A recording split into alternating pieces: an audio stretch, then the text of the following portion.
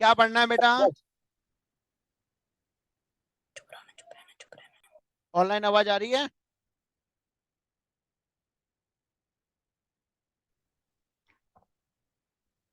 आशी आवाज आ रही है बेटा?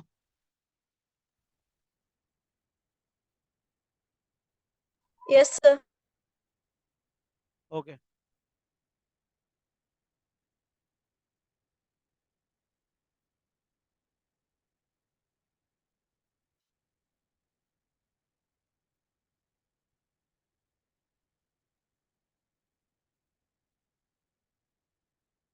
संडे को 25 को होने की वजह से किसको देनी है? आजा, आजा, टॉप किया, आजा। चॉकलेट खाता नहीं है तू? नहीं खाता ना? मेरे को ही दे दियो वापस। वो खाता नहीं है तो फिर चॉकलेट। टॉप किया है इन्होंने टेस्ट में, इसलिए। अरे अभी ये हुआ था सर्कल का, तो पकड़ो।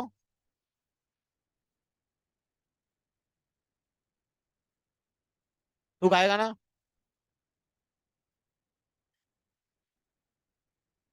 अरे ले लेना यार, ये चॉकलेट खाता क्यों नहीं है?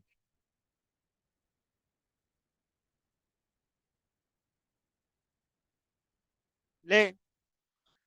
ओए, लड़कियां तो झपट्टा मार रहे हो तुम लोग, सैवेज।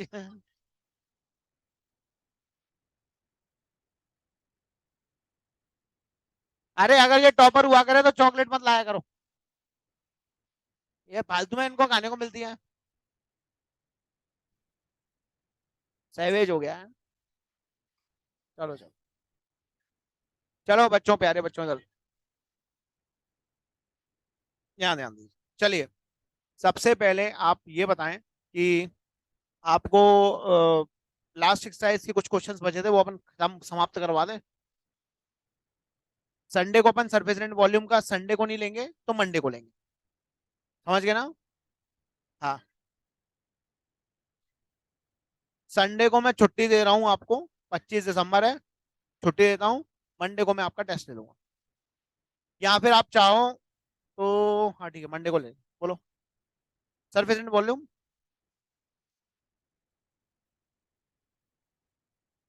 स्टैटिस्टिक्स प्रोबेबिलिटी का दे दो। अरे स्टैटिस्टिक्स और प्रोबेबिलिटी हुआ नहीं है अभी, अभी खत्म कराया था। मैथ्स का हो गया था ना इस बार। साइंस में काय का लेना है? Work energy power. तो ऐसा करो, सैटरडे को दे दो। दे दोगे? सैटरडे मतलब,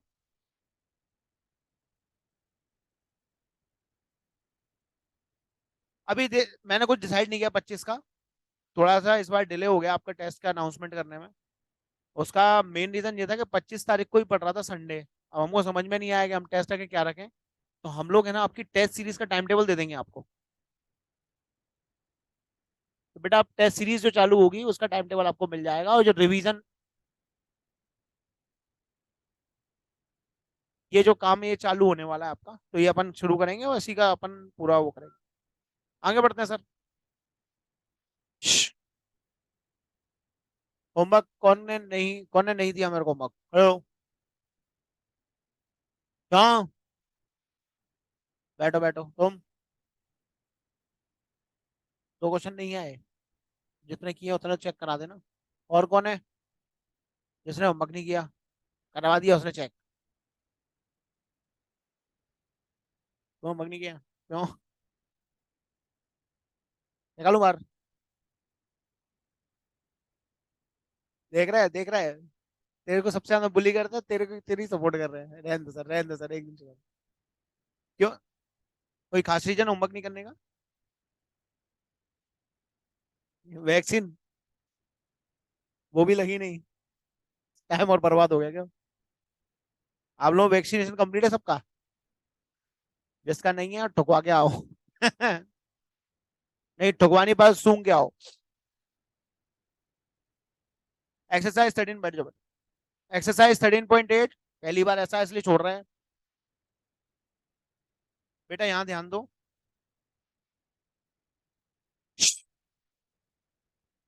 एक्सरसाइज 13.8 क्वेश्चन नंबर 5 तक मैंने आपको बोल दिया था कि आपका हो जाएगा। 6th भी हो गया था क्या?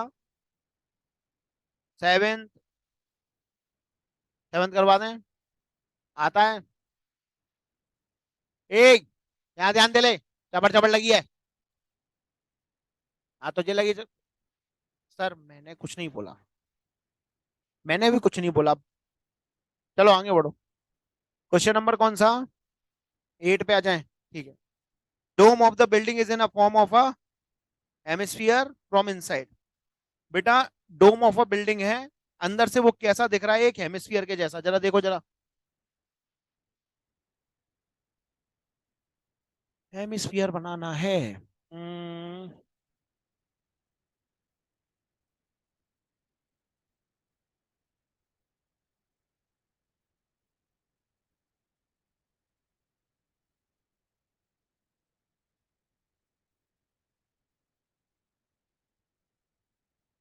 बेटा टेस्ट असाइन हो गए थे आपको, क्या नहीं हुए थे? ऑनलाइन टेस्ट असाइन हो गए थे?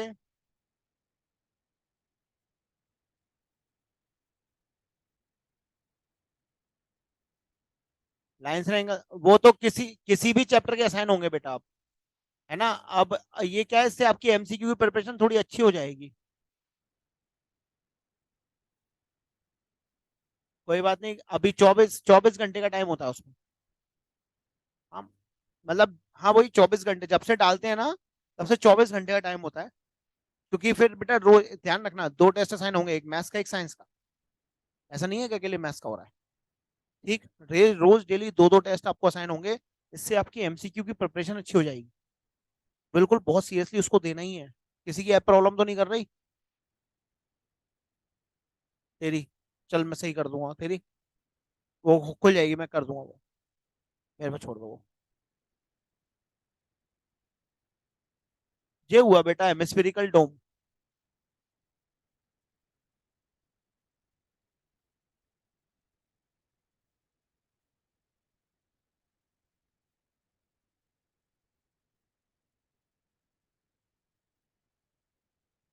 ठीक है सर। इस टाइप का आपने देखा होगा डोम। डोम मतलब होता है एक गुम्बद टाइप का। आपने देखा होगा, किसी मंदिर में भी देखा होगा, मस्जिद में भी देख सकते हो गुम्बद। हाँ। और ये क्या है, हेमिस्फेरिकल है, तो उसको जब पोता गया, अंदर से पोता गया है। इनर सरफेस, इनर रेडियस कितनी दी है? नहीं बताना शायद। अपन को दिया हुआ है उसकी टोटल कॉस्ट। ठीक है, तो अपन यहाँ पे लिखते हैं कॉस्ट ऑफ वाइट वॉशिंग। बेटा आवाज नहीं करो। Inner C S A of dome. White washing की कॉस्ट कितनी है? 2 पाई RH। ठीक है, cost of white washing inner C S A of dome is 2 pi. Cost यही है क्या? Inner C S A of dome होता है 2 पाई RH भैया, कॉस्ट थोड़ी होगी। दिमाग का भी प्रयोग करें। कितना है? 49.60। ये आपका क्या हुआ? कॉस्ट है। समझ गए? अच्छा, cost of white washing 1 centimetre कितना, 1 मीटर स्क्वायर कितना है?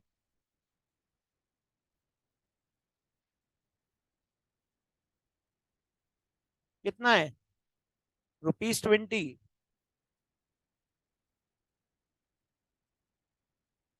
तो आप मुझे को बताइए टोटल इसका कर्व सरफेस एरिया कितना हो गया?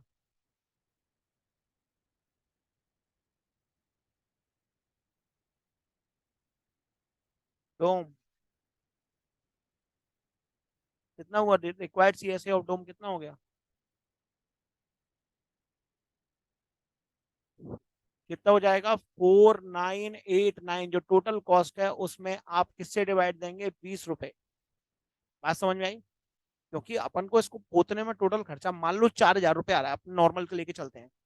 मान लो कि मैंने कोचिंग में पुताई करवाई, मेरे खर्चा कितना आ गया? 4000 रुपये आ गया मान लो। तो 1 मीटर स्क्वायर का अगर मैं 20 रुपए दे रहा हूँ, तो मेरे को कॉस्ट पड़ी है, मैंने आपको बताया 20 रुपए पर मीटर स्क्वायर है। तो आप कैलकुलेशन करके आप निकाल सकते हो कितना एरिया है कोचिंग का। कैसे निकालेंगे अपन? वो जो ओवर प्राइस है उससे अपन 20 रुपीज से उसको क्या कर देंगे, डिवाइड कर देंगे, आपको नई प्राइस मिल जाएगी। आपको क्या, जब प्राइस से अपन टोटल प्राइस से 20 रुपए को डिवाइड करेंगे तो क्या पता चल जाएगा कितना एरिया पुताई हुई। तो यहाँ पर अगर अपन देखेंगे इससे डिवाइड करने पर क्या मिलता है, सबसे पहले 2 से डिवाइड करके इसको 10 लिख दो, 2 से डिवाइड 2494, बोलो कोई प्रॉब्लम? अब ये 10 है डिवाइड में, तो पॉइंट यहाँ पे से रख जाएगा, तो 249.48, समझ में आ गई बात? Metre square. ये क्या आ गया बेटा, required CSA, curve surface area of dome. कोई दिक्कत? किसी को कोई डाउट है इसमें तो बता दे मुझे। समझ में आ गया? अब ये हो गया required CSA of dome 249.48 metre square हो चुका है।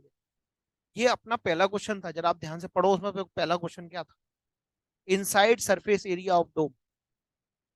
ये अपना निकल आया बिना किसी कैलकुलेशन में, अपन कैलकुलेशन नहीं करनी पड़ा, 2 π r h रख के, कुछ r और h की वैल्यू भी थी नहीं कुछ, है ना? अगर सिलेंडर होता तो 2 π r h रखते हैं। क्या है यहाँ पे, हेमिस्फीयर, हेमिस्फीयर तो π2 π r², लेकिन रेडियस ही नहीं है। तो इसको निकालने का तरीका था, जो रिक्वायर्ड इन्फॉर्मेशन होती है, जो अपन को गिवन होता है, अपन उसको बहुत ध्यान से देखते हैं कि भाई जो गिवन है उससे हम इस क्वेश्चन को किस तरह से कर सकते हैं। गिवन है टोटल कॉस्ट और 1 मीटर स्क्वायर की कॉस्ट। तो टोटल कॉस्ट में अगर अपन 20 रुपीज से जैसे डिवाइड कर देते हैं तो जो अपन को पता चल जाएगा, जैसे मान लो कि मैं ये वाली दीवार की बात कर रहा हूँ, ये वॉलपेपर लगवाने में मेरा खर्चा 5,000 का आया।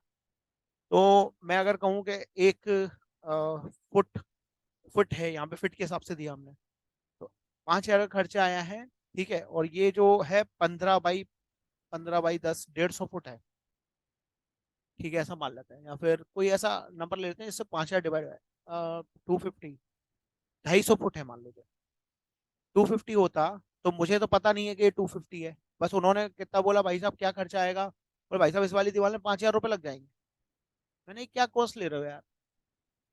बोले हम ले रहे हैं सर, वो ले रहे हैं हम, कितना ले रहे हैं आपके हिसाब से देख लो आप जो भी हो। बोले 5,000 रुपये इसमें लग जाएगा, 100 रुपये स्क्वायर फीट ले रहे हो आप, है ना? क्योंकि भाई 100 रुपये स्क्वायर फीट कैसे, 5,000, और 5,000 को अपन डिवाइड कर रहे हैं 50 रुपये से, 50 रुपये स्क्वायर फीट ले लिया उसने, तो मेरे को पता चल जाएगा इसकी कितनी एरिया है। समझ गए? तो इसका एरिया मुझे पता करना है, तो total cost divided by per metre cost, total cost divided by per metre cost. अब यहाँ पे भी अपन ने ये किया, total cost divided by per metre cost, इससे क्या निकला, एरिया निकला ना। ऐसे ही डोम का भी एरिया निकलेगा। वो डोम का एरिया जो होगा वो अंदर से पॉलिश्ड होगा, अंदर से वाले, इसको क्या कहते हैं अपन, कर्व्ड सरफेस एरिया। क्या कहते हैं? Curved surface. समझ में आ गया? तो CSA समझ में आ चुका है आपको। अब इसके बाद में हो गया required CSA of dome 249.48 metre square. कोई दिक्कत? आगे बढ़ रहे हैं अपन। अब आ रहा है एक और क्वेश्चन। भाई सेकंड क्वेश्चन आपको ये कहता है फाइंड द रेडियस। तो आपको रेडियस फाइंड करना पड़ेगा, तभी वॉल्यूम फाइंड कर पाओगे, volume of the air in the dome. जब वो डोम ऐसे रहेगा, वो डोम इसलिए बनाए जाते हैं, उससे एयर वॉल्यूम बढ़ जाता है। ब्लैक स्पेस रहेगा, एयर वॉल्यूम कम है, ऐसे किया तो डोम बन गया, डोम बनने की वजह से और थोड़ा वॉल्यूम बढ़ जाता था। तो अपन को क्या निकालना है, वॉल्यूम। वॉल्यूम निकालने के लिए क्या चाहिए, रेडियस। रेडियस कहां से निकलेगी, इससे। क्या होता है CSA ऑफ हेमिस्फीयर, 2 π r किसके बराबर होना चाहिए, 249.48, 2 × पाई वैल्यू 22/7, रेडियस अपन को पता नहीं है। थोड़ा कैलकुलेशन में थोड़ी से ये जो है आपको परेशान कर सकता है, इसलिए मैं इसको पूरा करवा रहा हूँ आपको। इनटू आप क्या करेंगे 7, डिवाइडेड बाय कितना आएगा बेटा, 2 × 22। अब आप इसको मल्टीप्लाई कर दो सर, वो इसको मल्टीप्लाई मत करो, डिवाइड कर दो।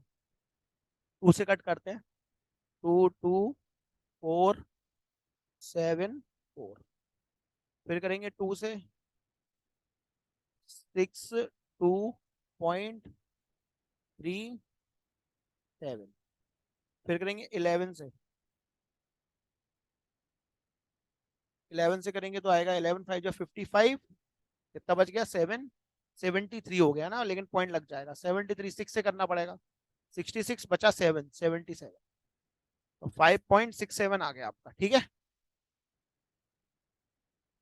ऑलरेडी 7 मल्टीप्लाई में है, आप अगर देखोगे तो R square is equal to 7 × 5.67 आया है ना बेटा। आप क्या करो, ये पॉइंट आओ नीचे, क्या लगा दो 100। 7 इसको जरा फैक्टराइज करो, कितना आएगा, 7 से डिवाइड चलेगा ना।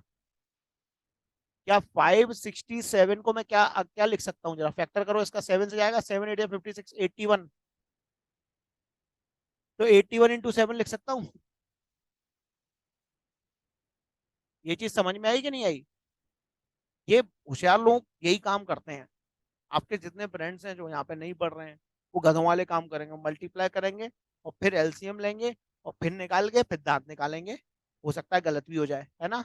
लेकिन अपन ऐसा नहीं करेंगे, अपन क्या करेंगे, अपन तो भाई साहब प्योर काम करेंगे। फैक्टराइज जब करना ही है तो मल्टीप्लाई क्यों करूं। हाँ, तो मैं क्या करूंगा, आर स्क्वायर 7 × 7 × 9 × 9 अपॉन 10 जैसे ही आर का ये रूट आएगा इसके ऊपर, 7 × 7 × 9 × 9 बेटा 7 बाहर आ जाएगा, एक एक 9 बाहर आ जाएगा, एक 10 बाहर आ जाएगा। आपकी रेडियस कितनी आ जाएगी, 63/10, दैट इज 6.3 मीटर्स में आएगा। सारा कार्यक्रम मीटर्स में चल रहा है, तो 6.3 मीटर्स विदाउट।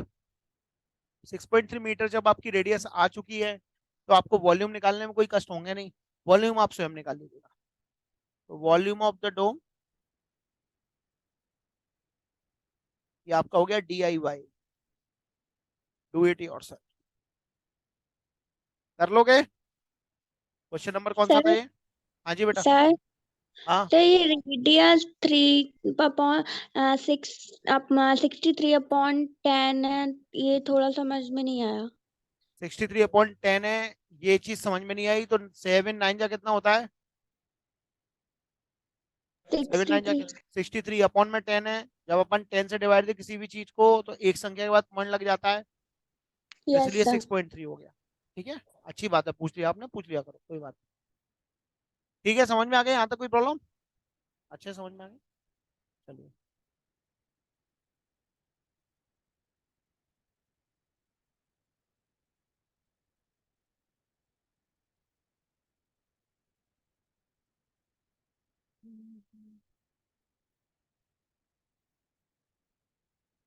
तो नहीं वैसे ही यार, मन कर रहा था कलर भरने का। ये क्या आपका डोम,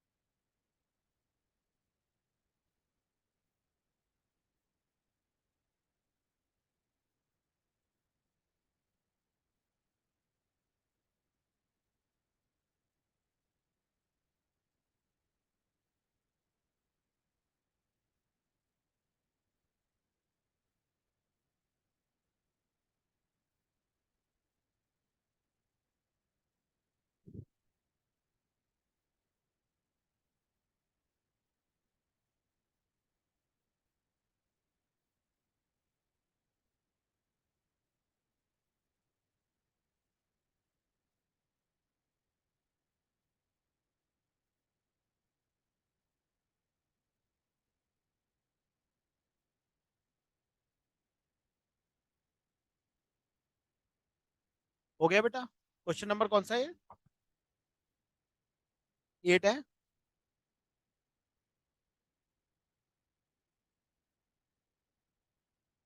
8 है कि 7 है? ठीक है। नाइन्थ वाला देखना बेटा, ये एट्थ वाला भी बहुत इंपॉर्टेंट, पेपर में आने लायक क्वेश्चन है, अच्छा क्वेश्चन है ये। ठीक है, अब आ जाओ नाइन्थ। नाइन्थ पे आ जाओ। देखें नेक्स्ट। नोट कर लिया? ये खुद कर लेना बेटा, वॉल्यूम खुद निकाल लेना, ठीक है? निकाल लोगे? खुद निकाल लेना ये। कोई प्रॉब्लम? आगे बढ़ो।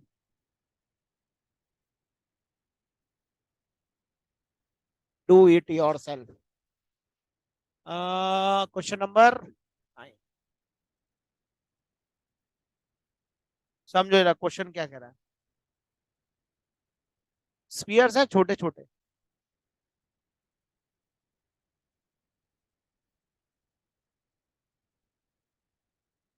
छोटे छोटे स्पीयर्स हैं, मुझे पता नहीं इनकी काउंटिंग कितनी है। इनको सबको क्या किया, वॉल्यूम इनको गला दिया, सबको गला के मतलब क्या किया, इनको गला के एक बड़ा बना दिया। ठीक है ना? तो जब इसको बड़ा बनाएंगे तो ऑब्वियसली इसका सरफेस एरिया ज्यादा होगा, इसका सरफेस एरिया कम होगा, इसकी रेडियस ज्यादा होगी, इसकी कम होगी, है ना? सरफेस एरिया तो अपन एक ही लेंगे कि दिखने में जो भी है, तो इसका सरफेस एरिया अलग है इन दोनों का। ये भी बात है कि वॉल्यूम भी अलग है। अब देखो आप वॉल्यूम कितना दिया और सरफेस एरिया कितना दिया।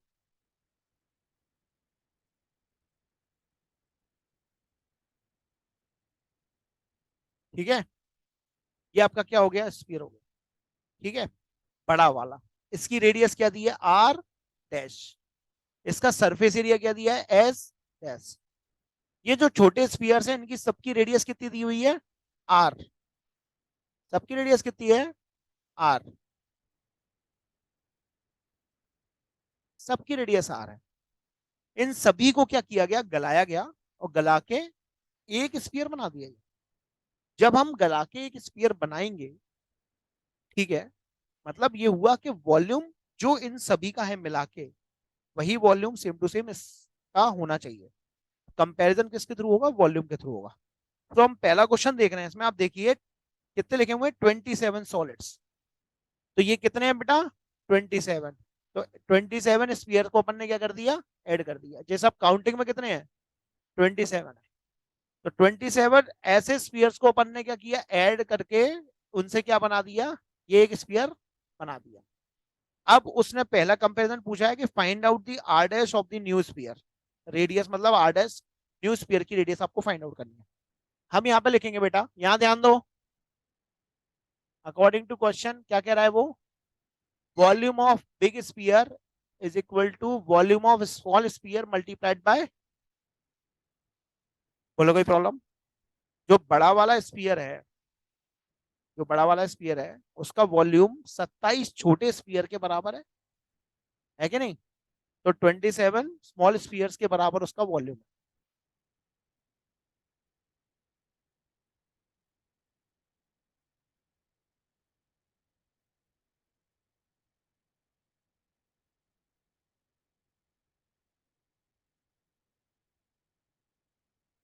ट्वेंटी सेवन स्मॉल स्पीयर्स का बराबर वॉल्यूम किसका है,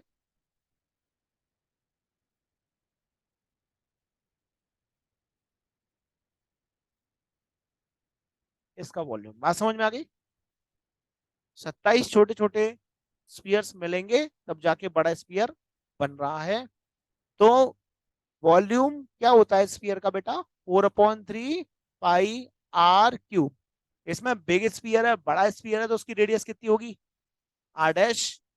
तो मैं यहाँ पे क्या लिखूंगा, आर क्यूब की जगह पे क्या लिखूंगा, आर डैश का क्यूब।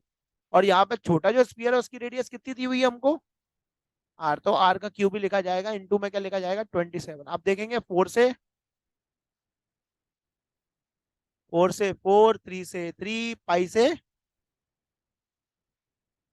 अभिषेक, उतना ही जितना मेरे पे जल जाए बेटा, है?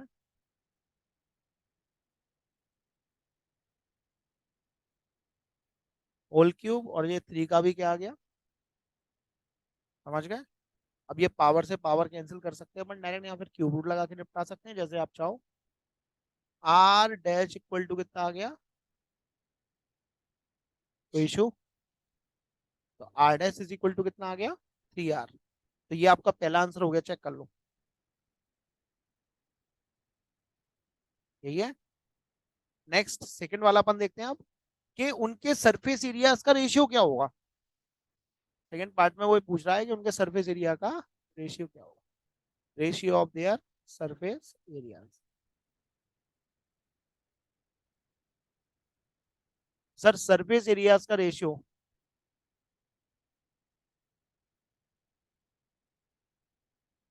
सरफेस एरिया का रेशियो अगर हम कहें तो एज सरफेस एरिया होता है 4 पाई R स्क्वायर R डैश। बोलो कोई प्रॉब्लम। तो रेशियो है, तो रेशियो को अपॉन में लिखा जा सकता है। 4 पाई से 4 पाई कैंसिल, R/R डैश का होल स्क्वायर। R/R डैश की वैल्यू कितनी है, 3R, इसका होल स्क्वायर। R से R कैंसिल, 1/3 का कितना आ गया। तो सरफेस एरियाज का रेशियो आएगा 1:, चेक करो। Question number 9 most important question, paper में आने के चांसेस 100%।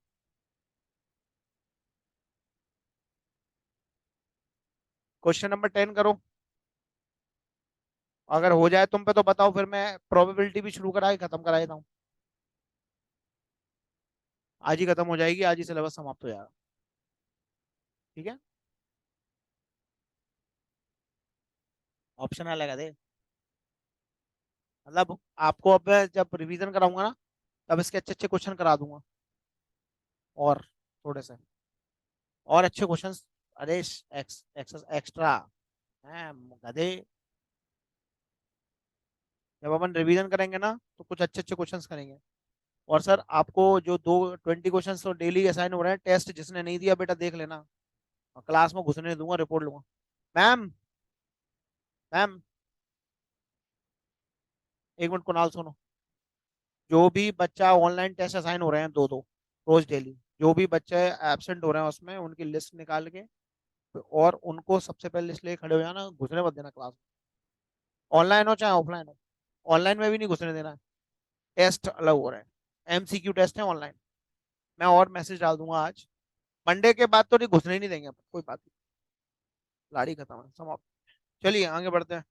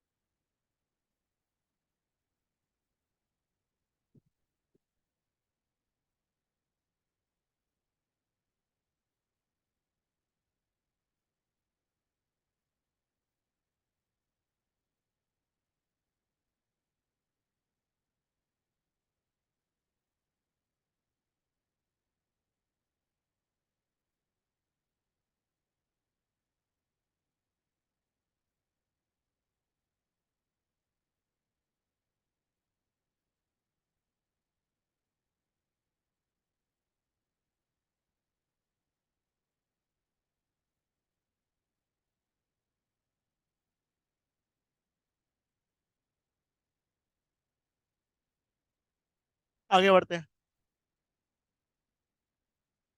हो गए, 2 सेकंड हो गए।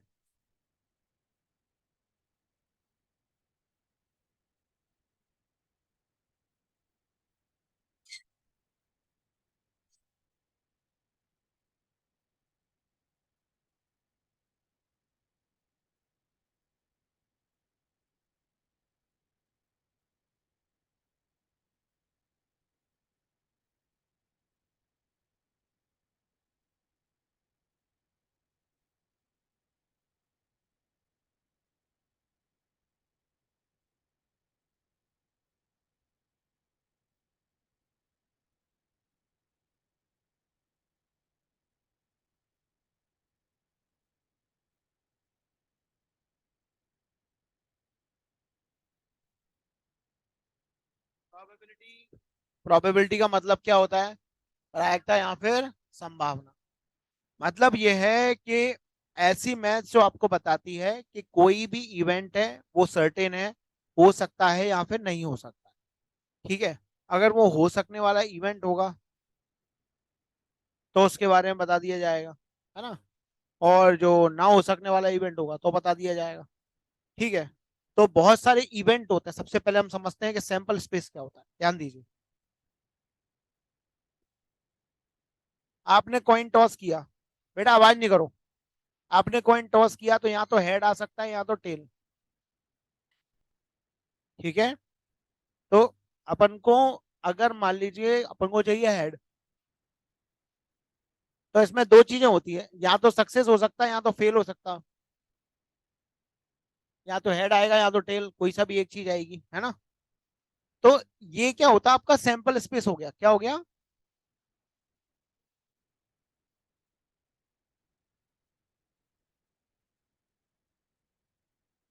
बताओ इसे सैंपल स्पेस क्यों कहते हैं? क्योंकि आपका कुछ भी वैल्यू हो, जो भी हो, वो इसके अलावा नहीं हो सकती। आप जब भी किसी कॉइन को टॉस करोगे, या तो हेड मिलेगा या तो टेल, इसके अलावा कुछ और नहीं मिल सकता। नहीं, एक स्पष्ट, इसमें जो इवेंट्स होते हैं बेटा, उनको अपन कोशिश करते हैं वो कैसे आए, स्पष्ट आए।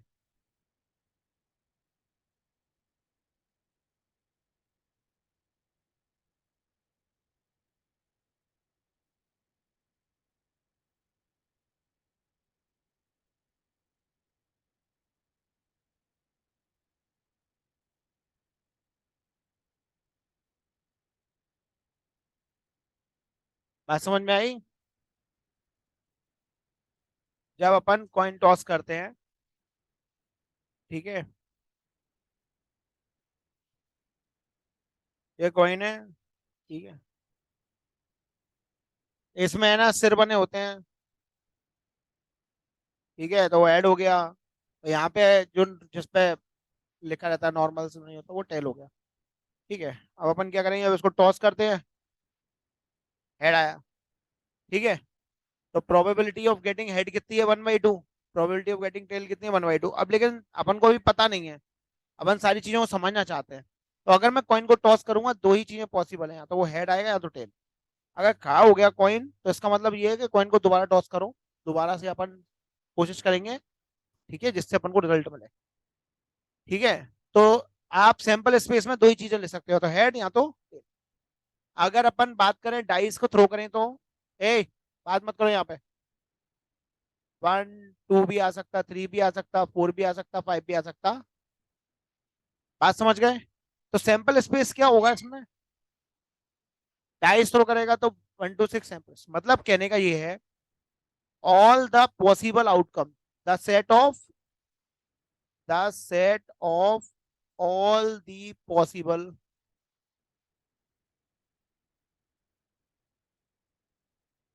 बेटा आवाज नहीं करो,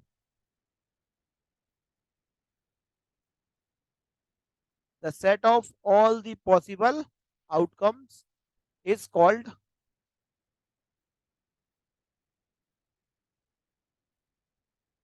sample space।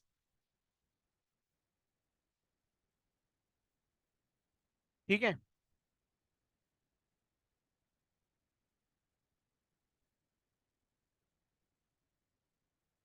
अब ये आपका सैंपल स्पेस हो गया, इसी में से कुछ ना कुछ आएगा। ठीक है, अब आपकी प्रोबेबिलिटी क्या होती है, उसका फॉर्मूला, प्रोबेबिलिटी को जनरली अपन पी से रिप्रेजेंट करते हैं, और जो उसका आउटकम आते हैं उसको यहाँ पे लिख लेते हैं, जैसे मान लो टेल आए, हेड आए, उसको सामने रख। पी मतलब कोई भी इवेंट अपन ले सकते हैं, probability of happening of A event, किसी भी इवेंट के होने की प्रोबेबिलिटी को उसके ब्रैकेट के आगे लिख देते हैं। क्या होता है sir, number of favourable event.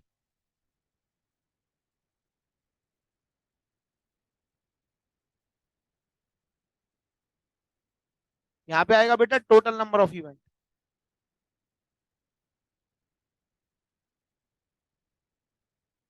ऊपर आएगा नंबर ऑफ फेवरेबल इवेंट।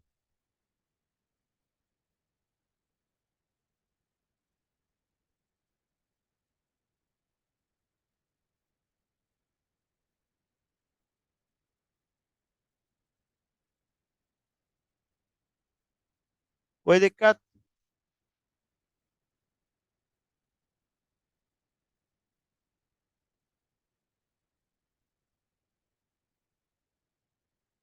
ठीक है sir.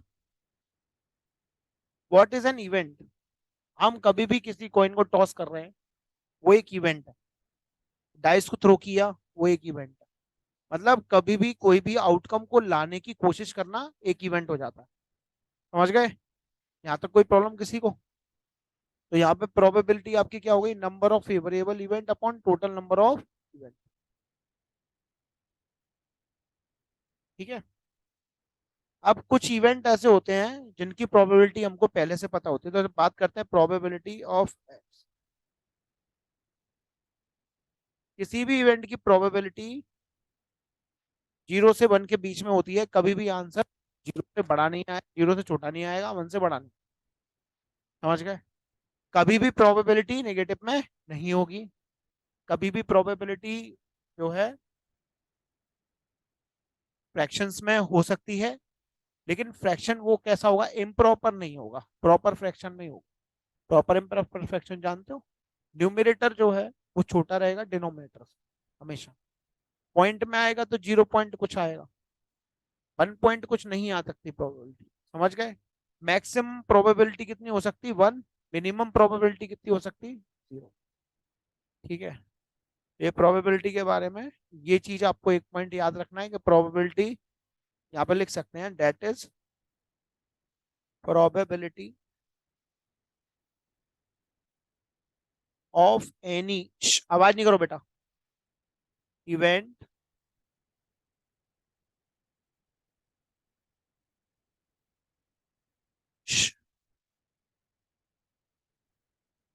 Can be less than 0 और मोर देन।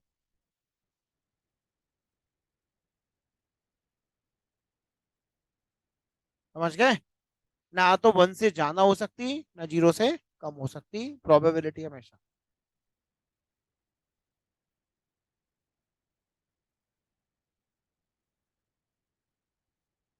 यहाँ पे लिखिए sir, if probability of any event 0, तो इसको अपन क्या बोलते हैं? Impossible event.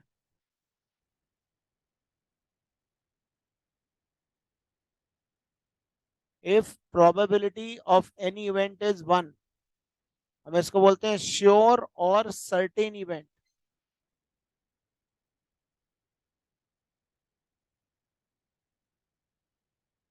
इसका मतलब समझिए, डाइस को थ्रो किया, मैं कह रहा हूं कि वो आएगा 7,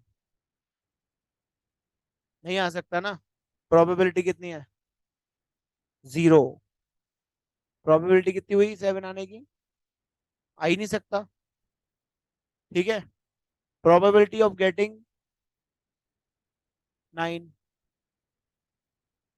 बात समझ में आ गई कि नहीं? अच्छा, अब एक बात और, प्रोबेबिलिटी ऑफ श्योर इवेंट, मतलब कि मैं कहूं कि भाई डाइस थ्रो कर। हाँ तो डाइस थ्रो कर कर तू, मैं बताऊंगा तेरे को क्या आएगा, भविष्यवाणी कर देता हूँ। अच्छा, भाई ने डाइस थ्रो किया, हमने क्या बोला? नंबर आया, नंबर। नंबर आएगा, देख लियो, देख लियो नंबर आएगा। गिरा, वो 5 आया, बोले भाई 5 नंबर है ना? बोले नहीं यार तू चीटिंग करता है। अच्छा ठीक है, मैं चल चल दोबारा फोन। उसने दोबारा फेंका, नेचुरल नंबर आएगा 7 से 6, मतलब 7 से छोटा। देख ले तू, भाई वो तो आएगा ही, नेचुरल नंबर 7 से छोटा तो आएगा ही। क्लियर है? बोले अब की बार देख, तू देख, भविष्यवाणी करता हूँ, 7 नहीं आएगा। ये सारे के सारे क्या है? श्योर इवेंट है। क्योंकि मेरे को मालूम है कि मैं ऐसा कुछ बोलूं जो पॉसिबल ही नहीं है, मतलब तो वो चीज़ तो होगी नहीं, है ना? बेवकूफ बनाने के लिए अच्छे तरीके हैं, काम आते हैं कभी कभी। समझ गए सर? तो समझ में आ गई, प्रोबेबिलिटी में यही, टोटल यही थ्योरी है, इसमें और कोई थ्योरी नहीं है। बस जो मैंने आपको समझाया टोटल यही प्रोबेबिलिटी है, इसके अलावा कोई इसमें थ्योरी नहीं है, आप नोट कर लो। ठीक है। अब हम बात करते हैं इवेंट का मतलब मेरे को पूछ मोड़ी, मेरे को पूछ। इवेंट का मतलब ये हुआ कि जैसे मैंने अभी कॉइन टॉस किया था, ये एक इवेंट था।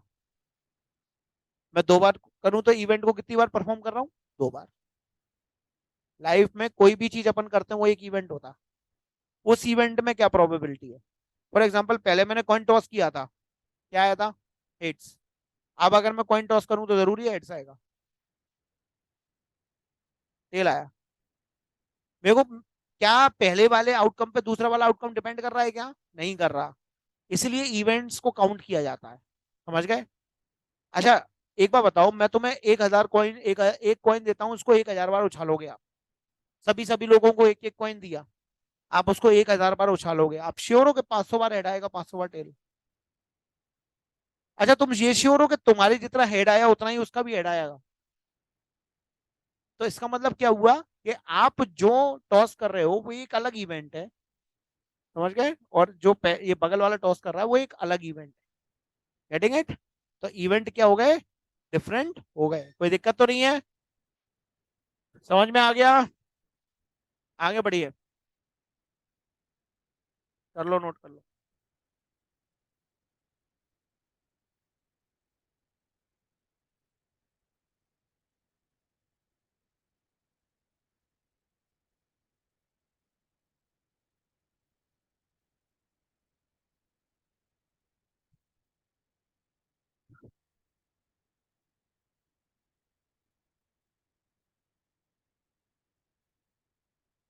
4 पॉइंट से बस, ये 4 पॉइंट्स के इर्द गिर्द प्रोबेबिलिटी घूमती है। मान लीजिए कि आपका कॉइन को 1,000 बार टॉस किया गया है। ठीक है, 1,000 टाइम्स अपन ने क्या किया? टॉस किया। आप बताइए, हेड आया बेटा 655 टाइम्स, तो टेल आया 345 times. What is the probability? यहां पर प्रोबेबिलिटी कितनी है हेड की? 1,000 बार में से 655 टाइम्स। ये प्रोबेबिलिटी हो गई, बस इसको सिंप्लीफाई कर देंगे।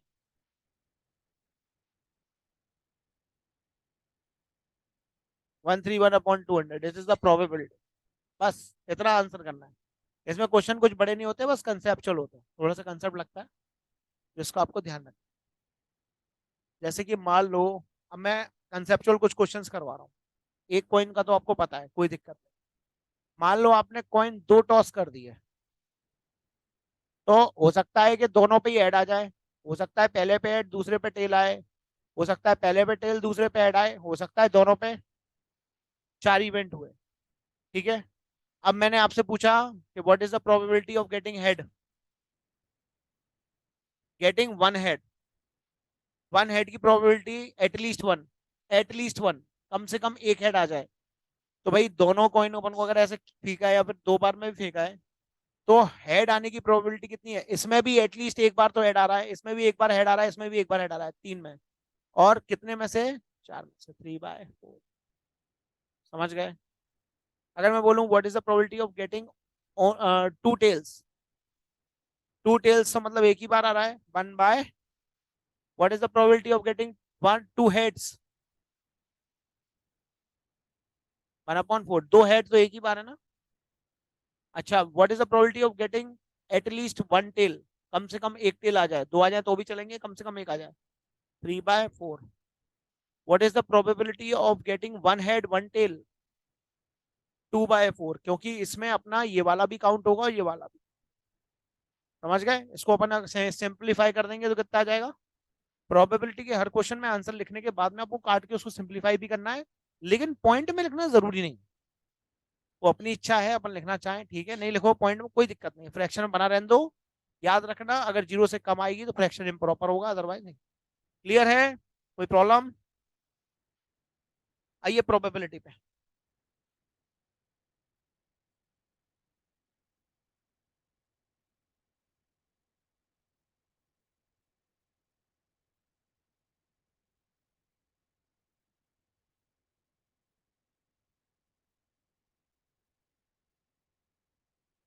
हाँ बेटा, प्रोबेबिलिटी स्टैटिस्टिक्स का ले लेते हैं। साइंस का ले लें? चलो मैं आज डिसाइड करके शाम को बता दूं। ठीक है सर, तो ये सिंपल क्वेश्चन है इसमें। जैसे पहला match in a cricket match, batsman hits a boundary 6 out of 30 balls she played. Find the probability she did not hit a boundary. एक कंसेप्ट और है सर इसमें, एक कंसेप्ट और नोट करो। देखो, probability of not having any event, सुनना जरा ध्यान से, probability of not happening any event is equal to होता है 1 - probability of happening of this event। ठीक है, इसको बोलते हैं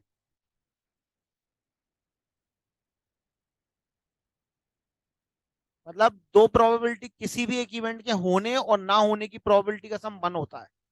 जैसे हेड आया और हेड नहीं आया, भाई या तो हेड आएगा या तो नहीं आएगा, दो में से एक चीज होगी। सही बात है ना? उसकी प्रोबेबिलिटी क्या होगी, श्योर इवेंट हो जाएगा, है ना? तो मान लो कि मैं आपसे कहता हूं कि आप है ना ये बताओ कि वो बाउंड्री नहीं मारेगी, तो बाउंड्री कितने बॉल में मार रही है वो? 6 बॉल में तो मार रही है ना।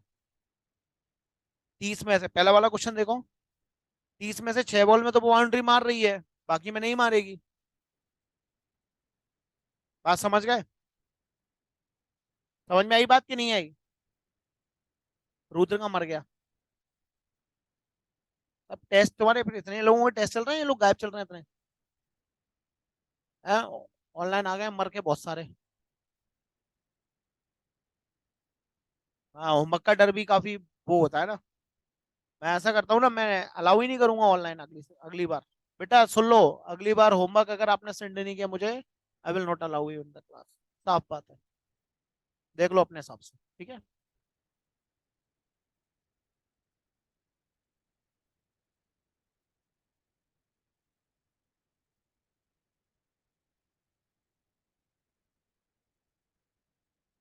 10 लोग हैं ऑनलाइन।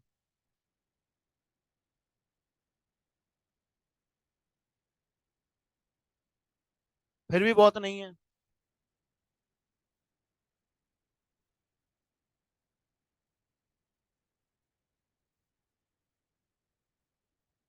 भव्या अग्रवाल का तो माइक ही ऑन नहीं है, सुनाई नहीं पड़ रही होगी आवाज, बढ़िया online class.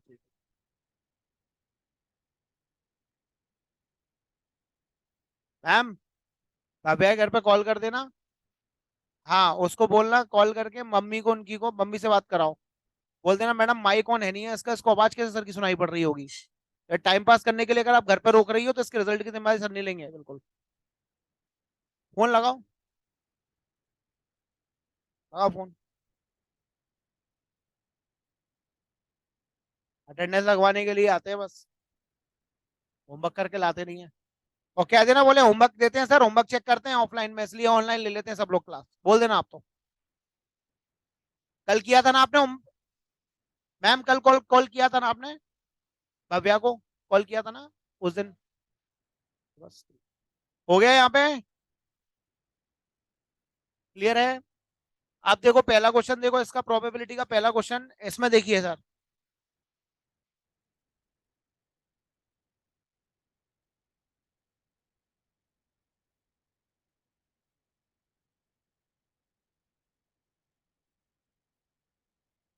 It's a 6 equal to कितने टाइम्स, 6 out of 30 बॉल्स।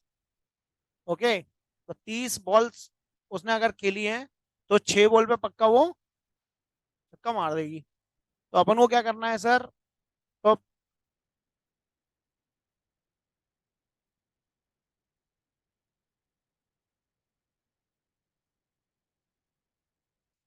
उसकी प्रोबेबिलिटी कितनी हो गई?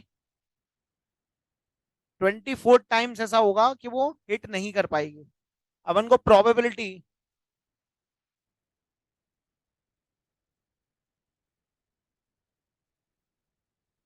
प्रोबेबिलिटी रिक्वायर्ड प्रोबेबिलिटी लिख दो। रिक्वायर्ड प्रोबेबिलिटी अपने आप बताना नहीं पड़ेगी, रिक्वायर्ड लिखोगे तो। क्या रिक्वायर्ड प्रोबेबिलिटी है? कितने टाइम्स उसने हिट नहीं कर पाई बाउंड्री?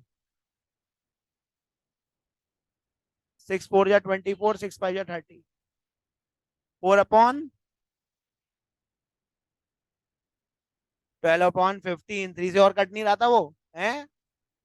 काटना भी मेरे को ही सिखाना पड़ेगा अब दोबारा से।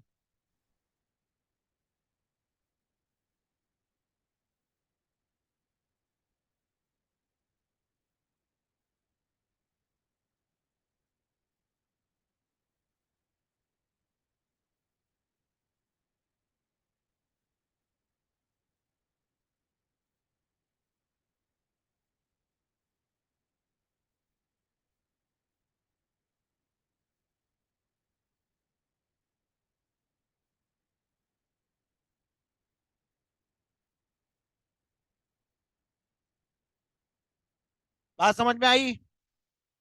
हाँ नोट करो। तो बेटा रिक्वायर्ड प्रोबेबिलिटी कितनी होगी आपकी? 24 out of 30 times.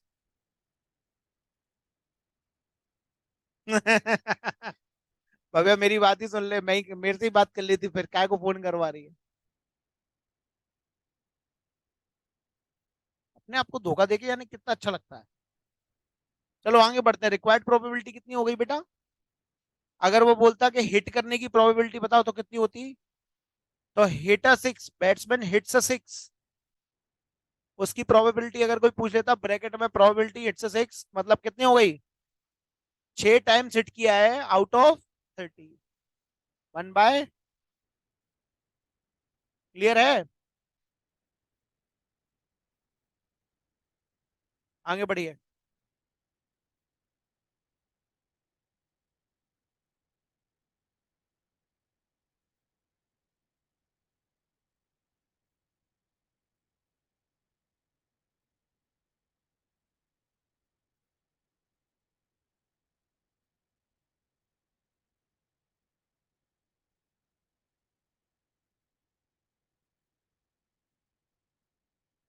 Question number second देखो। 1500 family with 2 children was selected randomly, with 2 children was selected randomly, page number 283, and the following data were recorded। बेटा दो गर्ल चाइल्ड जिसके पास है 475 ऐसी फैमिलीज हैं जिनके पास में दो गर्ल चाइल्ड हैं। एक गर्ल चाइल्ड वाली फैमिली है 814, और 0 गर्ल चाइल्ड की फैमिली कितनी है? 211। आपको कंप्यूट करनी है प्रोबेबिलिटी 2 गर्ल चाइल्ड की।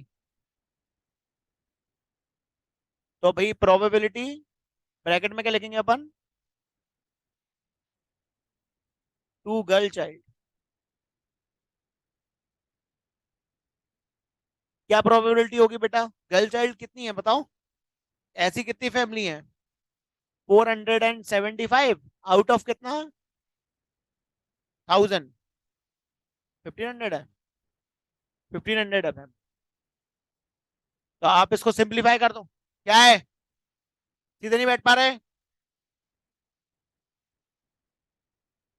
5 9 जा 45, 5 5 25, 5 से करेंगे तो 300, 5 से करेंगे 19, 19 ओवर, ये आपकी प्रोबेबिलिटी हो गई। समझ गए?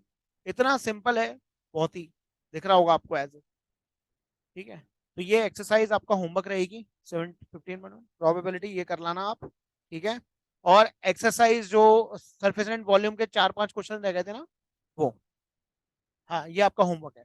ठीक है, टेस्ट का देखो संडे को यहाँ तक है। संडे को अभी मैंने कुछ डिसाइड नहीं किया है, मैं आपको आज शाम को पक्का लिख के मैसेज भेज दूंगा 100%।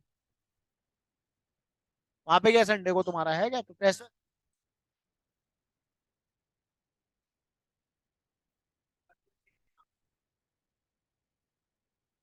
मैं आज शाम को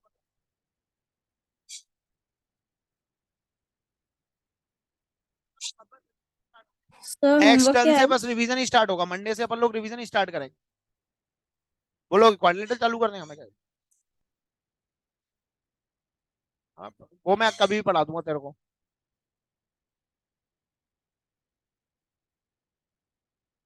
क्या? ठीक है, अभी डालूंगा ना, अभी तो मैं रिवीजन स्टार्ट कराऊंगा ना फर्स्ट से। कोशिश मेरी फर्स्ट से स्टार्ट कराने की है, लेकिन अब ये बोल रहे हैं क्वाड्रिलेटरल्स, देखते हैं। सर हाँ बेटा। सर होमवर्क क्या है? क्या हुआ बेटा? सर होमवर्क क्या है? बोलो बोलो बेटा, क्या हुआ? सर होमवर्क क्या है? हाँ बेटा।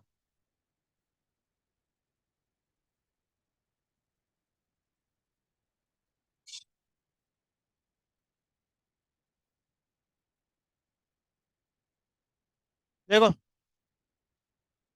ये हुआ थीटा, कॉम्प्लीमेंट क्या हुआ, समझते हो क्या नहीं?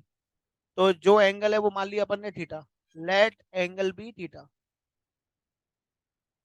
कॉम्प्लीमेंट ऑफ एंगल कितना हो जाएगा, 90 minus theta. Complement 90 minus theta हो गया, एंगल थीटा हो गया। अब अपन क्या करेंगे, 4 टाइम इस कॉम्प्लीमेंट के बराबर है, तो theta is equal to 4 times complement. Theta ले लो या फिर एक्स ले लो, तुझे एक्स से कंफर्टेबल होगा, इसको एक्स ले, X is equal to 4 times of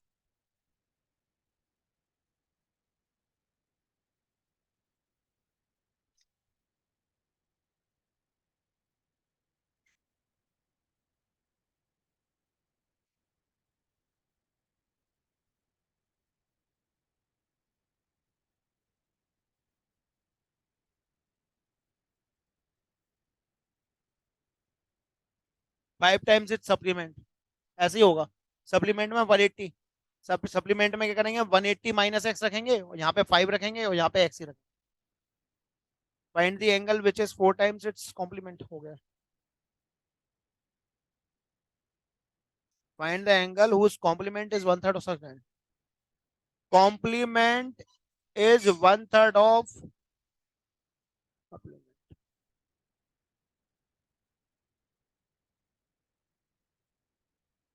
बाहर जाओ, होमवर्क चेक करो, 10th क्लास, चलो लाइन लगा लो, वहीं की वहीं बैठे रहो, चलो बैठे तो बैठे रहो।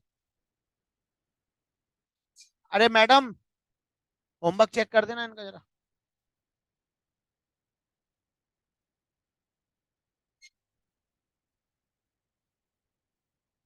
डाउट?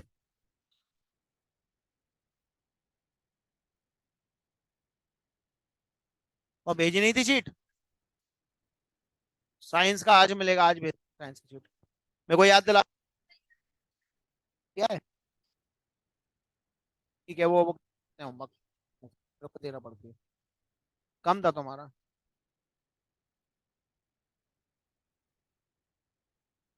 तुम्हें को बताया नहीं, कॉपी कहाँ से लाए पापा?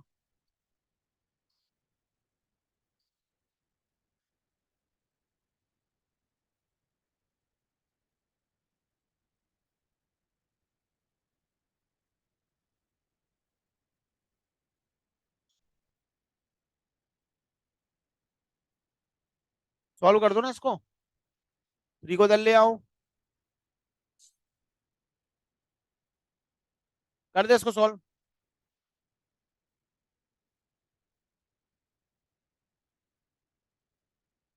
मैम लिंक भेज देना। थैंक यू, कोई बात नहीं, इट्स ओके। अपन दोनों बाद में खाएंगे, अभी ये सब लोग लुट जाए। अपन दोनों अलग से खाएंगे। ए ए ए अभिषेक, चुपचाप से बैठ के अपनी पढ़ाई करा करो। कुणाल, कुणाल, कोई भी बच्चा जिस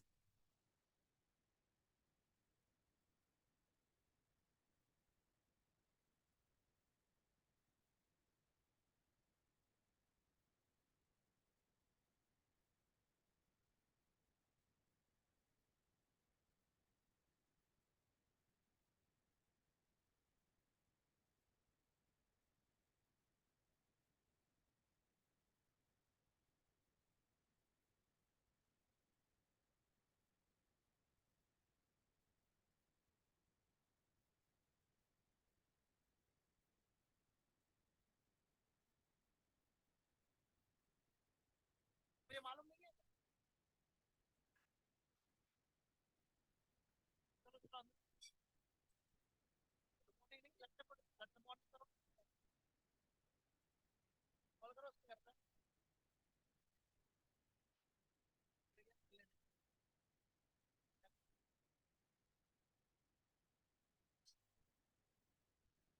आराम से बैठिए सर, थोड़ा स्पेस क्रिएट कर लो, आराम से स्पेस लेके बैठो, आराम से बैठो, थोड़ा दूर दूर बैठो, आराम से। ठीक है, आई कांटेक्ट थोड़ा, क्या होता है पूरे क्लास में स्प्रेड रहते तो आई कांटेक्ट में प्रॉब्लम नहीं आती टीचर को।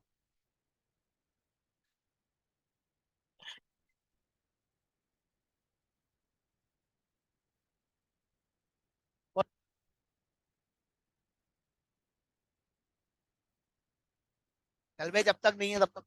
हाँ बोलो, कौन है? क्या है? क्या है? हीरो बाइक है क्या? बाइक लेके आया कोई?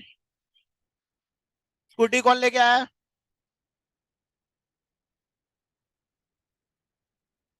ऊपर होगा, ऊपर।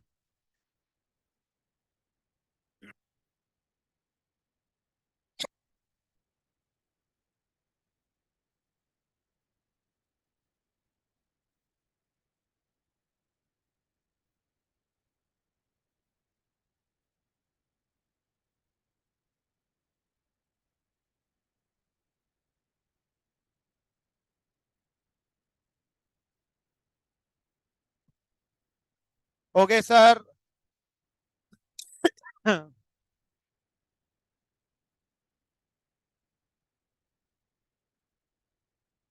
कौन कह रहा भैया पेपर कैंसिल होंगे? ये वाली बात कहाँ से आ गई?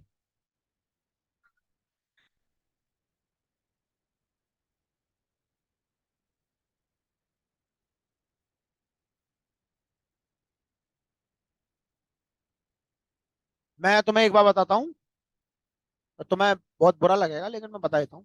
देखो, पहली बात तो ये कि तुम्हारा एग्जाम कैंसिल नहीं हो रहा है, उसका मैं साइंटिफिक रीजन बता देता हूँ आपको। चाइना एक बंद कंट्री है, उसके अंदर जो हो रहा है ना, वो कभी किसी को पता ही नहीं चलता है। उसका मन होता है उतनी खबर वो लीक करता है। ठीक है? खुद की हालत खराब चल रही है तो लीक कर दिया कि भाई एक और वेरिएंट है, ये हो गया वो हो गया, फालतू की बात है। ठीक है? कोरोना कभी भी चीन चीन में कंट्रोल में था ही नहीं।